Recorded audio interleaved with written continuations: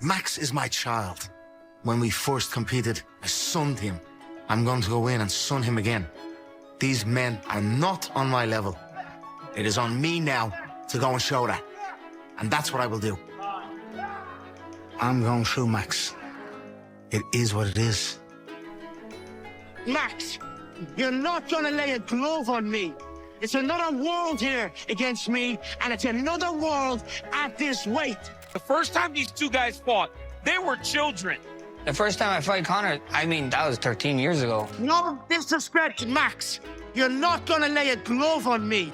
And even if you do lay a glove on me, I'm gonna laugh in your face. It's another world here against me, and it's another world at this weight. I'm gonna come out of this bout unscathed and in all glory. We talk about ancestors, we talk about warriors, bro. I'm a Hawaiian warrior, brother. I'm gonna touch your face over and over again, brother. The former two-division champion Conor McGregor sends a chilling message to Max Holloway, promising that this time there will be no final bell. I'm gonna go in there, have my way with him. In front of my Hawaiians, the 9th Island. This Hawaiian right here is gonna walk out victorious. It's unfortunate for Max what's gonna happen. I am taking everything with no mercy. You're blessed that I chose you. You're blessed that I chose to whoop your next. Looking ahead with full confidence, McGregor predicts a win on July 11th and even goes a step further by proposing a potential rematch later in the year, making it clear he sees a clear path forward regardless of how the doubters view his chances. Conor, one of the things that people are interested in is this a one-off fight or are you back? The best boxer! You say the best boxer! We're gonna see. We're gonna see now. Brother, this is not his last fight. I'm gonna go there. July 11th, I'm gonna handle business. We're gonna have a rematch at the end of the year. July 11th can't come soon enough. I'm gonna be 1-0 against them, and then we're gonna rematch at the end of the year. That's what's gonna happen. However, Holloway addresses the early career loss to McGregor head-on, making it clear that redemption is very much part of what is driving him into this fight. He frames it as something bigger than just settling an old score, though, emphasizing that both men are legends in their own right, each looking to make history all over again, on a stage that few fighters ever get to experience twice. You know, I see a lot of people talking about it, but we're fighters, man. This is what we do. I can't wait, man. I'm looking forward to the best version of Conor McGregor. I know. Look the way he's talking, bro. He's fired up. I'm fired up. I can't wait to see him July 11th. Expected, Max, because I'm coming in fast. I tell you this, how are you doing after your 5-round fight with Oliveira? I thought some of the shots went to the back of the head. You had an opportunity to repay the favor you didn't take. I was disappointed in the result and the outcome of the bout and the shape the bout took. But how's the body? How are you feeling? What it is, bro. How's Hawaii? I'm good. Meanwhile, McGregor makes an interesting case for why his lengthy time away from the sport could actually work in his favor, arguing that 5 years on the sidelines has kept him fresher than most of his peers. He contrasts that directly with Max Holloway, suggesting that his consistently high activity rate over the years has likely led to an accumulation of damage and wear and tear, the kind of long-term toll that could end up becoming a real liability once the two finally meet inside the Octagon. I look at my rest period that I have had, whereas I look at other competitors in the space, including my opponent. I feel a lot more fresher than these opponents. I have had my time of rest. You know, I feel I am coming into my prime now. My prime is, I'm only entering my prime, and now and forever. So that is my mindset going in here. You've had some... So this is an interesting take, and this is where I think Conor has potentially identified a weakness that I think he'll follow up on in a little bit with Max Holloway. But he talks about Max's and really his opponent's ring time versus his inactivity. We always kind of frame this as Conor's inactivity will be his biggest demise. Pushing his confidence even further, McGregor doesn't hold back when it comes to the mental side of this matchup, flatly asserting that he sits levels above Holloway in skill, fight IQ, and overall fitness. He goes a step further by reframing Holloway's long tenure in the UFC entirely, suggesting it isn't really a sign of greatness at all, but rather proof that he has consistently struggled to finish fights early when given the opportunity. This fight, you beat Max when you guys were younger. What do you respect about this version of who he is? Max is a durable fighter with great skill. Not on my level, however. I am a level above. In fact, multiple levels above. How so? Skill-wise, mental-wise, physical-wise. We're at 170 pounds. There's a few facets into this. Max has been a busy body in the game. In fact, he's the most time spent inside the Octagon, 8.5 hours, which is a staggering amount of time. Jeez. For me, I kind of look at that saying, it means you can't finish people, you know, so. However, he's never fought at 170 pounds. This is a 170-pound belt. Stepping into the conversation around one of the most talked about comebacks in the sport, Arman Zarukian weighs in on McGregor versus Holloway, offering an honest and unfiltered take on whether this matchup genuinely makes sense for Conor at this stage of his career. His perspective on the fight might catch a few fans off guard, especially given how confidently the buildup has been framed so far. It's going to be Max versus Conor. How do you think that goes at 170? That's a good fight. Stylistically, good fight for the Conor. Max is done already. He's just going make your money and then retire. You think he's finished? Yeah, his last fight, he looked so bad. That's crazy. I was surprised how you cannot wrestle. Zero wrestling. You've been in this sport 20 years. And I thought he went to Dagestan for 2-3 years and then come back. He has like 3-4 fights left and then he's going to retire. Looking ahead to what comes after this fight, McGregor reaffirms his full commitment to staying at 170 pounds moving forward, making it clear this is not a one-off move but a genuine long-term plan. He expresses real interest in potential future matchups within the division, emphasizing that staying active and chasing championship gold remains the priority, driving everything in this next chapter of his career. For sure, for sure. You know, I'm a 170-pound fighter now. I've already held the 155-pound unified UFC world title. I'm open for business. I wish for activity. You know, I've got a great fight in front of me. Max has flatlined Justin. He knocked him out, face down, out cold. Justin's okay. When he's on, Justin's okay. When he's bad, he's atrocious. He's woeful. Conor is saying now he is a 170-pound fighter. It doesn't seem like he's very keen on cutting weight, but I've said this in other videos, and I'll say it again. You best believe that, number one, Justin Gaethje is searching for a Conor McGregor fight.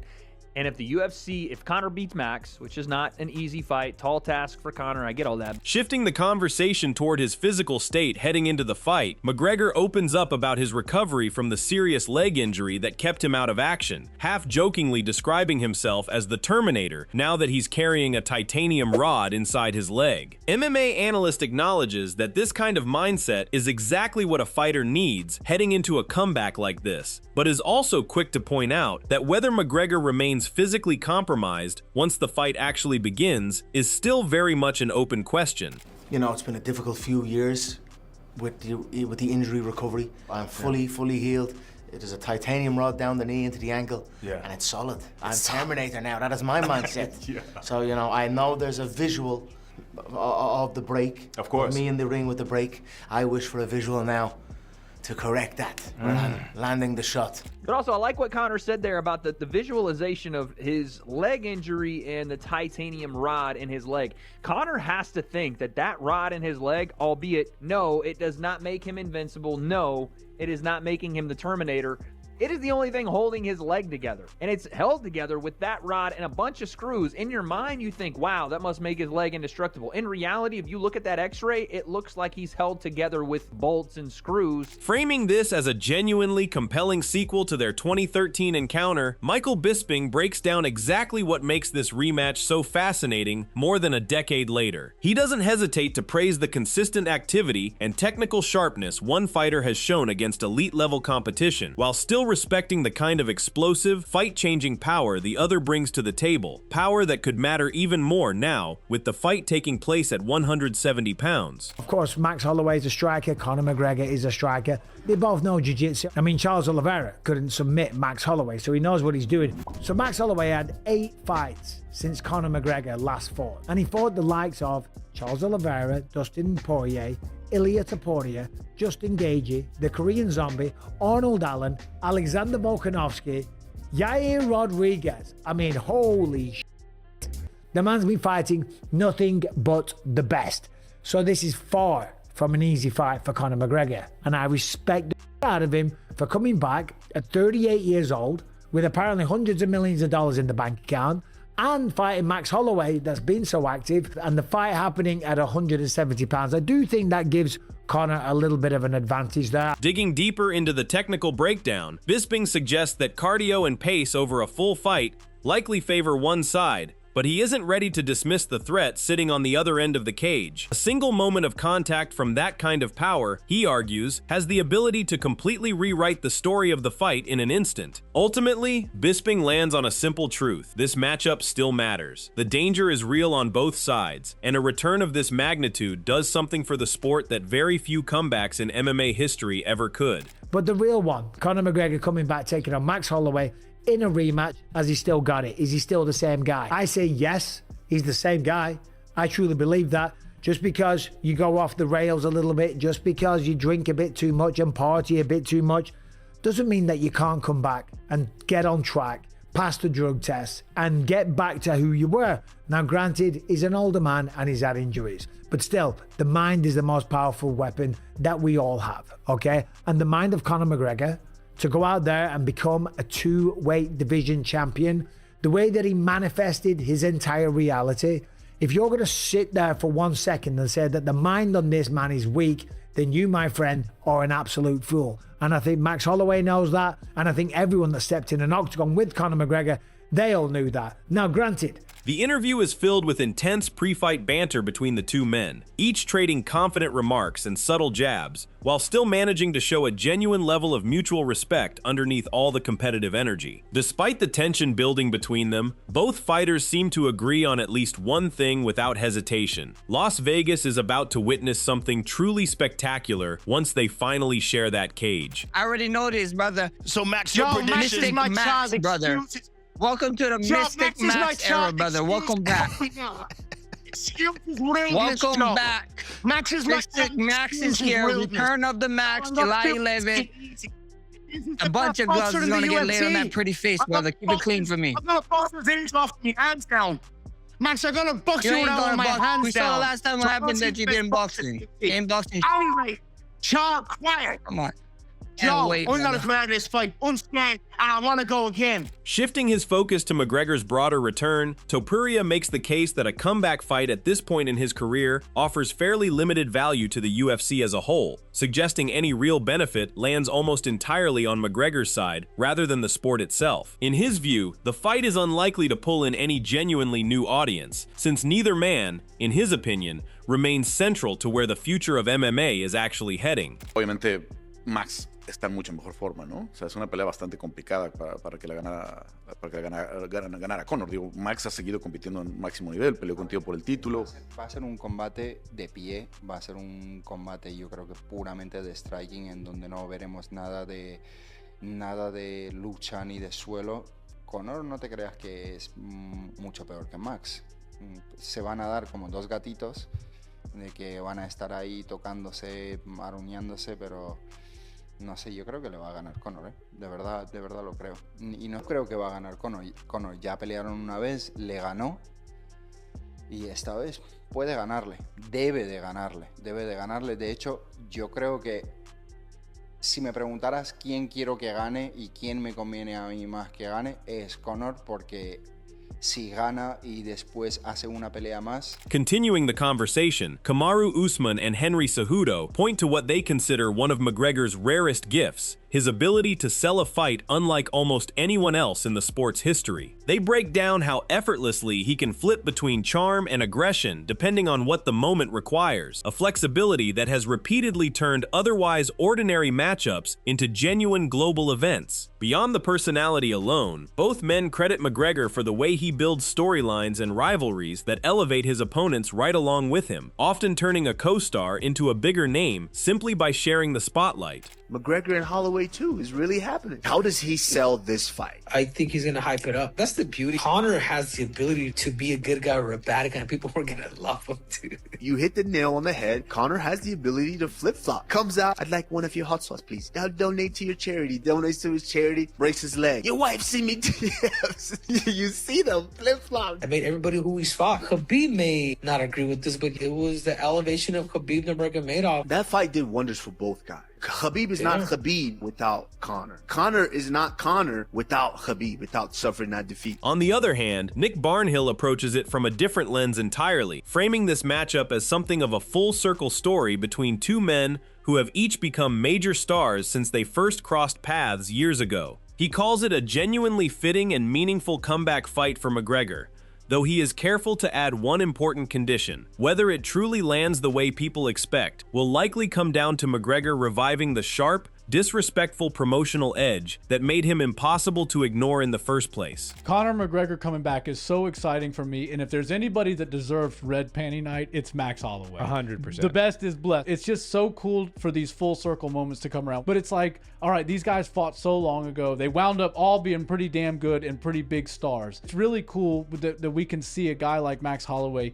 get this opportunity to fight Conor McGregor. The only issue I have is how will they promote this, right? Like, if there's only a couple opportunities to see Conor McGregor fight and moreover sell a fight, we need to see that vintage sharp tongue firing off at somebody. I don't know how much disrespect he's going to send at Max Holloway. He likes Max. Yeah, he's a fan of Max. And, you know, I definitely don't want to see a scenario where Max Holloway beats him and then he gets nasty on the microphone sitting on the ground with Joe Rogan. I would never say that I'm disappointed with the matchmaking because I think this is actually the reasonable and right fight for Conor next. It sucks to me that Charles Oliveira has the BMF belt because this tells me that they were expecting Max Holloway potentially win that fight and then be able to put Conor McGregor in a title fight, a BMF title nonetheless, but still a title. On that note, MMA Pros weighs in on the highly anticipated Conor McGregor versus Max Holloway matchup, with one voice cautioning against underestimating the former two-division champion, suggesting that while Holloway is a proven elite with an iron chin and relentless pace, counting McGregor out would be a serious mistake. The point is made that McGregor's power, precision, and ability to rise to the occasion on the biggest stage are traits that have defined his career,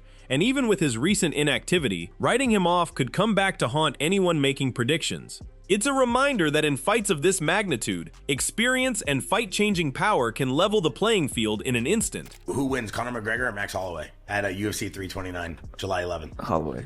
Really? It's going to be dangerous for Max early, though. Listen, me and Conor aren't exactly friendly. But what I'm saying is, so I'm not saying this from a perspective of we're friends and we're buddies. He was a two-weight division champion. You know what I'm saying? And yeah, he made all this money and all the rest of it. The man's the most powerful tool. Yeah. And the guy that was there, all right, granted, it was a long time ago, 2016. But if the motivation's strong enough, he can come back and look really good. And yeah, he was flipping out at Max the other day in that interview. Did you see that? But he was playing the game. He was promoting the fight, hyping it up big time, and he looks good, you know, like he looks like he's training and taking the camp seriously. And if he is doing that, I'm telling you. But I think Max is awesome on the feet, but Conor's got the power early. Shifting over to another voice in the mix, Merab Dvalishvili offers his take on the Conor McGregor versus Max Holloway showdown, confidently siding with Holloway to come out on top. While he acknowledges Conor's power and experience on the biggest stages, Merab believes Holloway's durability, pace, and volume striking will prove to be too much over the course of the fight. It's a prediction that adds another layer to the debate,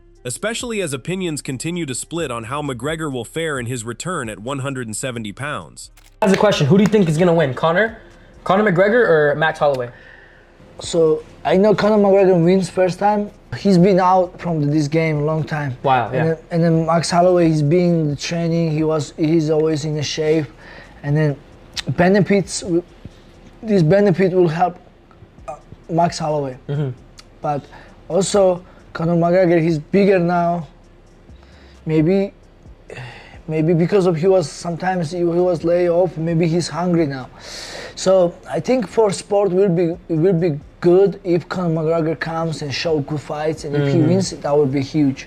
But I think Max Holloway has a more chance. That wraps up everything we know so far about the blockbuster rematch between Conor McGregor and Max Holloway. More than 13 years after their first meeting, these two fan favorites are finally set to run it back in one of the biggest fights of the year. McGregor is looking to make a statement in his long-awaited return to the Octagon, while Holloway has the chance to rewrite history and avenge the only loss they share against each other. The rematch is scheduled to headline UFC 329 on July 11th in Las Vegas. Now it's your turn. Who do you think walks away victorious? Can Conor McGregor make a successful comeback and remind everyone why he became one of the biggest stars in UFC history? Or will Max Holloway finally get his revenge and prove he's the better fighter today? And how do you see the fight ending a spectacular knockout, a submission, or a hard-fought 5-round decision? Let us know your predictions in the comments below. If you enjoyed this video, don't forget to leave a like, subscribe to the channel, and turn on notifications so you never miss the latest UFC news, fight breakdowns, predictions, and exclusive updates. Thanks for watching, and we'll see you in the next video. Until then, stay safe and enjoy the fights.